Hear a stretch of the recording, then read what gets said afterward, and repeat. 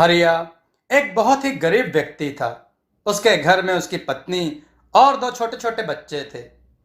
हरिया दूसरे के खेतों में काम करता था और उससे जो पैसे मिलते थे उनसे उन सभी का गुजारा होता था। अभी बच्चे बहुत छोटे थे, इसलिए उनके स्कूल का कोई खर्च नहीं था। पर हरिया की कमाई से उन चारों का खाना भी मुश्किल से चल पाता था। हरिया को कभी काम मिलता था तो कभी नहीं।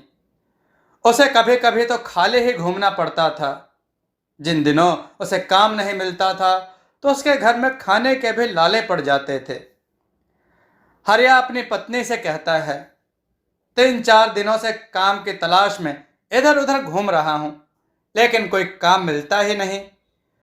कुछ दिन अगर ऐसा ही चलता रहा तो हमारे घर में खाना कैसे बनेगा।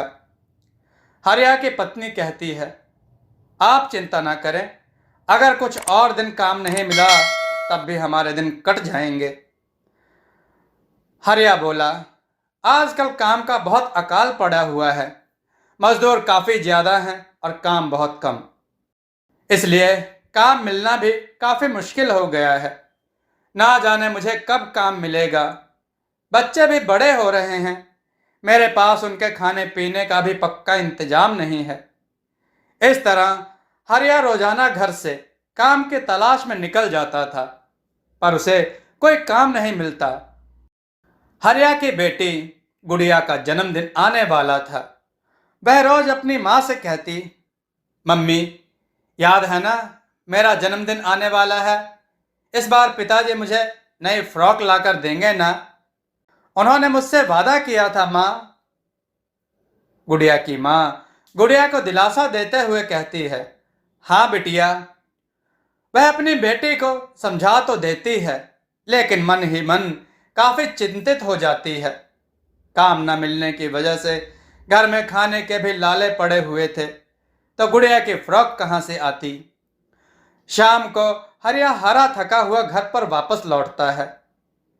हरिया की पत्नी बोली, क्या हुआ, आज कोई काम मिला क्या?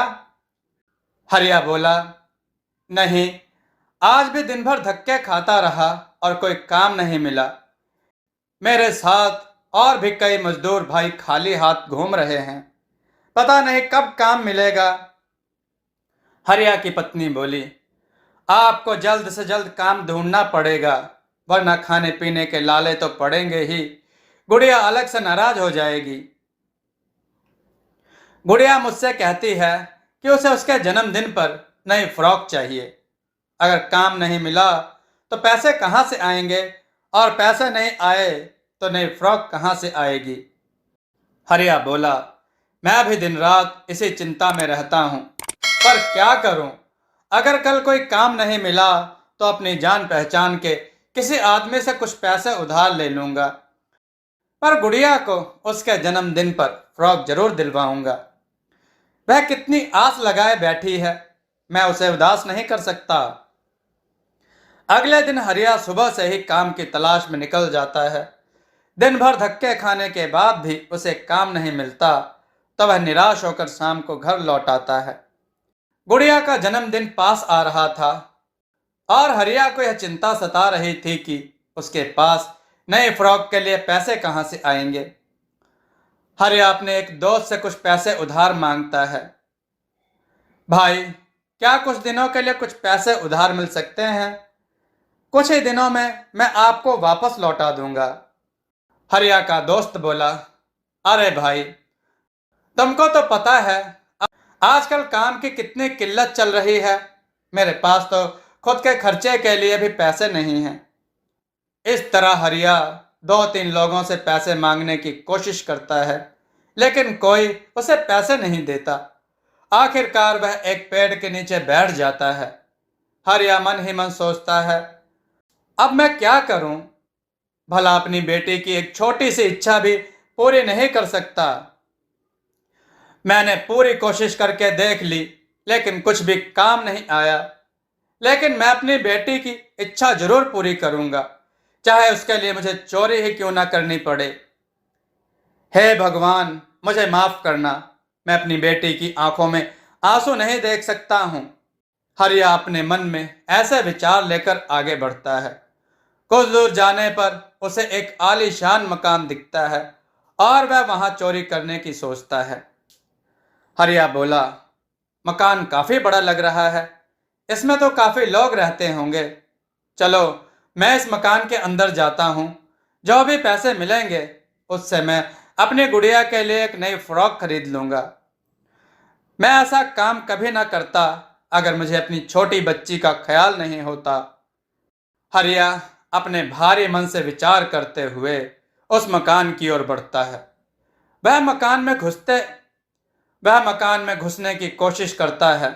तभी सामने से मकान मालिक और उसकी पत्नी बाहर की ओर निकलते हैं और अपने नौकर से कहते हैं, देखो रघुराम, बिटिया का अच्छे से ध्यान रखना, उसे कोई भी चीज की कमी ना हो। हम लोग जरूरी काम से बाहर जा रहे हैं, शाम को लौटकर आना होगा। तब तक बिटिया को कहीं भी अकेले मत छोड़ना। यह कहते हुए वह आदमी और औरत कार में निकल जाते हैं। उन्हें जाता देख हरिया सोचता है, चलो, यह तो अच्छा है, यह लोग घर से बाहर यह लोग घर से बाहर चले गए। अब चोरी करने में थोड़ी आसानी होगी। सोचते हुए हरिया घर के पीछे के दरवाजे से घर में दाखिल होता है। रसोई की पीछे की दीवार की खिड़की से अंदर जाता है। अंदर उसे कोई भी नजर नहीं आता। वह चुपचाप अंदर चला जाता है और चोरी की नीयत से सामने वाले कमरे में जाता है। हरिया देखता है कि मेज पर नोटों की एक छोटी सी गड्डी पड़ी हुई है। बस हरिया उसे तुरंत अपने कुर्ते में छुपा लेता है और वहां से भागने की कोशिश करता है। हरिया जैसे ही घर से बाहर निकलता है, तुरंत किसी के रोने की आवाज आने लगती है। बचाओ बचाओ, कोई मेरी मदद करो। एक छोटी सी लड़की मदद के लिए चिल्ला रही थी। हरिया खिड़की से वापस कूद जाता है और वहां जाता है जहां से आवाज आ रही थी। सामने का नजारा देखकर उसके होश उड़ जाते हैं। उस कमरे में मंदिर के दिए से आग लग गई थी। आग के बीच फंसी एक छोटी सी लड़की जोर जोर से चिल्ला रही थी। वह लड़की व्हील चेयर पर बैठी थी। लड़की पैरों से चल नहीं सकती थी। नौकर यह दृश्य देखकर घबरा गया और मदद के लिए चिल्लाने लगा, अरे कोई मेरी बिटिया को बचाओ, अरे भाई मदद करो। नौकर की हिम्मत नहीं हुई कि वह जलती हुई आग में कूदकर अपाहिज लड़की की मदद कर सके। हरिया उस समय सब कुछ भूल गया कि वो वहां चोरी के लिए आया था। वह उस बच्चे की जान बचाने के लिए उस कमरे में घुस गया। वहां रखे कंबल से उस लड़की को छुपाकर हरिया बहुत मुश्किल से अपनी जान बचाते हुए बाहर निकलकर आया। उसके बाद उसने उस आग पर पानी डालकर उसे बुझा दिया। लड़की बेहोश हो गई थी। नौकर कहता है, अरे भाई, तुम्हारा बहुत बहुत शुक्रिया, तुमने हमारी बिटिया की जान बचा ली, वरना इस अपाहिज लड़की का तो बाहर आना भी मुश्किल था। अब मैं जल्दी से फोन करके मालिक को यहाँ बुला लेता हूँ और डॉक्टर को फोन कर देता हूँ। नौकर तुरंत डॉक्टर को और अपने मालिक को फोन करता है। कुछ ही मिनटों में घर का मालिक यानी कि लड़की के माता पिता वहां पहुंच जाते हैं। डॉक्टर तुरंत आकर उस लड़की को देखते हैं और कहते हैं, देखो, घबराने की कोई बात नहीं, बच्ची बिल्कुल ठीक है, बस घबराहट की वजह से बेहोश हो गई है। मैंने कुछ दवाइयां दे दी हैं, कुछ देर बाद सब कुछ ठीक हो जाएगा। पर अगर थोड़ी देर और हो जाती तो बच्ची के साथ कुछ भी गलत हो सकता था। उस घर के मालिक हरिया का शुक्रिया अदा करते हैं। घर का मालिक बोला, तुमने मेरी बेटी की जान बचाकर हम पर बहुत बड़ा एहसान किया है। तुम हमारे लिए एक भगवान की तरह आए हो, परंतु तुम यहाँ आए कैसे? हरिया उन्हें सब कुछ सच सच बता देता है। देखिए सेठ जी, मैं आपके घर में चोरी करने के लिए आया था। मुझे अपनी बेटी के लिए एक नई फ्रॉक लेनी थी। उसी के लिए पैसे की जुगाड़ करने के लिए मैं आपके घर चोरी करने के लिए आया था। मैं यहां से जैसे ही चोरी करके निकल रहा था, तभी अंदर से आवाजें आने लगी। मैंने जलती हुई आग में उस बेटी को देखा तो मैं तो पूरी तरह घबरा गया और उसे बचाने के लिए आग में कूद पड़ा। अपनी बच्ची के प्यार में आकर मैंने यह गलत काम किया। आप चाहे तो मुझे पुलिस में दे सकते हैं। घर का मालिक बोला, देखो, तुम दिल के बहुत ही अच्छे इंसान हो। तुम तो यहाँ चोरी करने आए थे, परंतु मेरी बेटी को मुसीबत में देखकर खुद मुसीबत में फंसकर मेरी बेटी की जान बचाई। यह तो एक बहुत ही अच्छे और ईमानदार व्यक्ति का संकेत है। तुमने अपनी बेटी की नज़रों में सही बनने के लिए चोरी की, तो भला मैं तुम्हें पुलिस के हवाले क्यों करूं? तुम बुरा ना मानो तो क्या मैं तुम्हारी बच्ची के लिए कुछ पैसे दे सकता हूं, जिससे कि तुम उसके लिए एक नई और सुंदर फ्रॉक खरीद सको। और हाँ, तुम्हें चोरी के पैसों से अपनी बच्ची के लिए कुछ भी खरीदने की जरूरत नहीं पड़ेगी।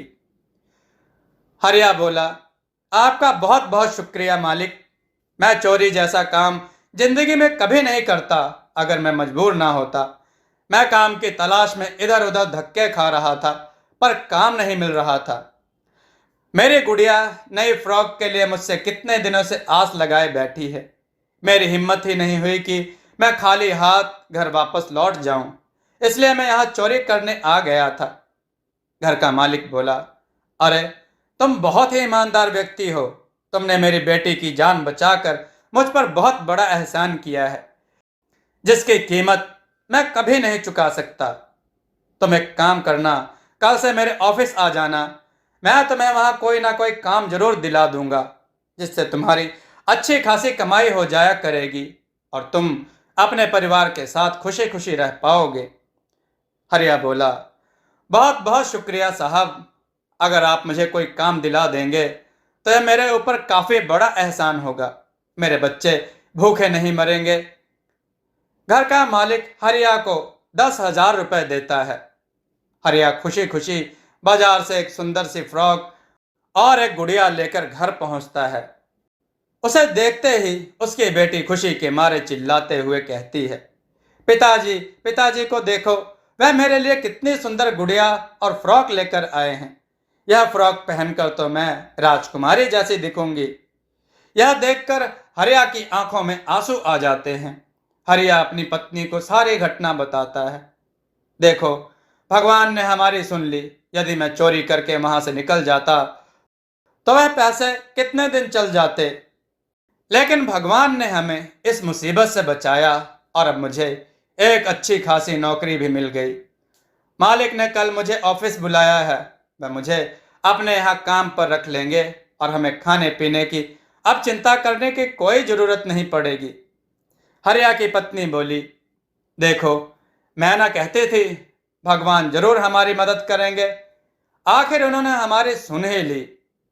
हरिया रोज ऑफिस जाकर ईमानदारी से अपना काम करता और अपने बच्चों को बहुत अच्छे से पालता है।